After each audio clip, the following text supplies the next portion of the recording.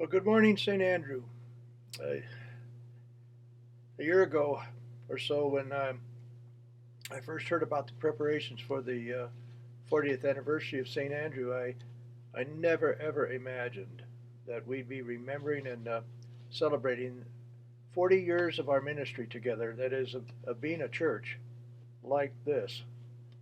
I mean, 40 years ago, about this same time in February, I was walking the streets of Rib Mountain in Wausau with icicles hanging from my mustache, knocking on doors and introducing and inviting folks to the beginning of a new church that would be gathering very soon for worship for the very first time in the gym of Rib Mountain School. 40 years later, things are about the same. I mean, it's frigid cold outside, but instead of standing on your doorstep, I'm inside your house greeting you on the screen of a TV, a laptop, an iPad, or even possibly even your phone, none of which existed back then. Well, I guess the TV did, but the others didn't. And then after 3 months of canvassing the neighborhood, we held our very first worship service on April 27, 1980, with about 250 eager souls ready to get things started. And here we are today, over 2,000 Sundays later. We're remembering the ministry of the past and yet eager to move forward to the 50th anniversary.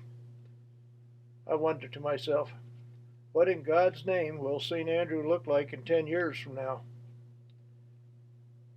Just so you know, that's only 520 Sundays from now. Seems like a long ways, but time sure travels fast the older you get. Now, I don't know if I'll be around for that one, but I sure hope so.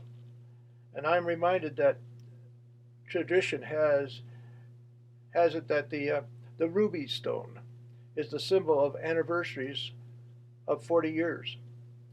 The ruby stone is thought to represent the inner fire of passion and devotion that one has for the other, much like a parent has for a child.